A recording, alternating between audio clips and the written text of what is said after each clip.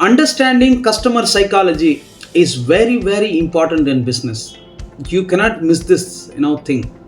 Understanding the customer psychology can help you to build your brand, build your product value, or even your business growth. So understanding customer psychology is crucial for us.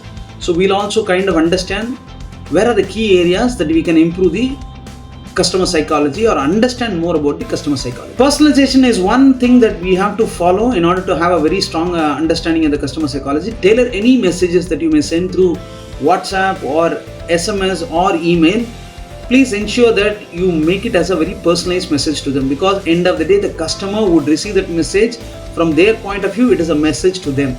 So if it's a very general message, probably the interest towards that message can get diluted. So all you have to do is try to send very personalized messages. This could be overlooked, but it is very important. So when your mailing list or your messaging list is small, probably you can do it in a manual mode. But eventually when you are trying to grow, please find some automation tools which could help you out to kind of do the same job better. Empathy is very important. So in business, empathy is so important. Try to understand the customer pain points and address anything and everything that you do towards addressing the customer pain points. The more and more you address the customer pain points, be it in the entire chain of your sales cycle or your purchase cycle or your brand development activity, whatever it is, try to give empathy and then also address the customer pain points thoroughly. Trust building is very important when it comes to business, because end of the day, business is all built on the base of the trust. So you have to really kind of build the trust. So have all your communications and messaging very clear, transparent, consistent and reliable, so that the trust is built so strong that the customer would never leave you, and then they will become your ambassadors. Social proof is very essential in business. The reason being is, end of the day, we are all humans. We all have a mentality of a tribe mentality or a herd mentality, so that whenever somebody else is doing or somebody else is kind of acknowledging, we trust it more. So when it comes to social proof, try to use testimonials from your old customers. Try to use reviews on the platform very commonly. When you sort of use all those methodologies to kind of bring in a social proof into the system, it is so important that we tend to follow that, and we think it is a very genuine way of telling them about the product or the service that we sell. So social proof is very important when it comes to customer psychology. Sometimes it is so essential that we have to create a scarcity for our product or the service, so that customer would see what is the value in it.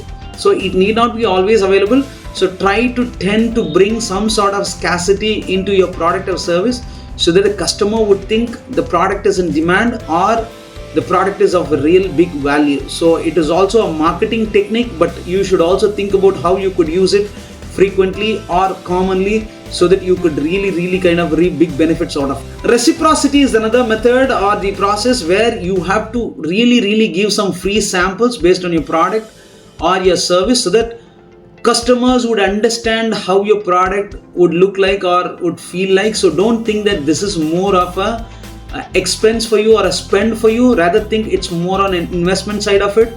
So the more and more you offer samples or more and more you offer offers, so that customer could experience it, and it becomes a very strong trusting factor for them to taste the waters, and then they will never go away. So it's very important that you really offer them some reciprocity. It's also important, and it's also business owner's duty to kind of clear any myth or doubt about your product that may occur or tend to occur or has been there already. You have to be really transparent in terms of kind of clearing all the doubts that may be there.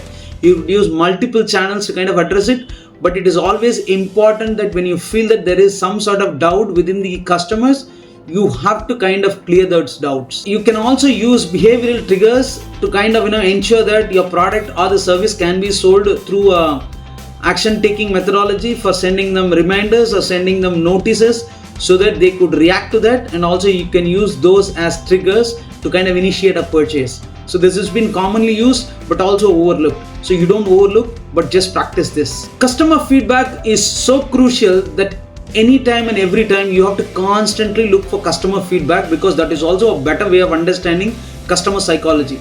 You can take feedbacks in so many forms as possible, but do have customer feedback so that you can actually improve your product.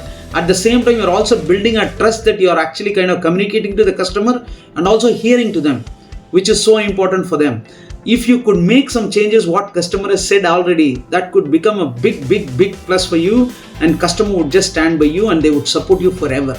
So always seek for customer feedback. Storytelling is very important when it comes to business. End of the day, people buy stories. There is no doubt about it. So when you wanted to kind of position a brand or position a product, try to tell them as a compelling story rather than just telling about your product. So end of the day, storytelling is an effective method to ensure that you are able to sell better or you're able to understand your customer behavior better. Human touch is so important in business. In today's world with a lot of AI and bots coming in the future, you could easily get carried away by a lot of automations that's happening, but end of the day, try to have a human touch in the ecosystem or in the workflow. For example, you can have 1 or 2 levels of bots answering it, but also have a position or an option for anybody and everybody to kind of reach a human, preferably, so that customers would still think that all those queries have been addressed or has been listened, so that they feel very comfortable and also they feel very confident about their pains, problems, and everything has been heard. So please do not just rely anything and everything on the AI or the bots. Please also have a system where you could bring in a human touch to it. If you want to watch such business videos, continue to follow me. If you have any specific doubts or comments, please comment to me. I will make more such videos based on your comments. We have also created a community called Wellworm, through which we are offering wide range of services from a startup or an early stage business till the growth or in different stages of the business. We have a huge pool of talents and also experts in your community where we could really kind of help you as and when needed. Till then, watch us.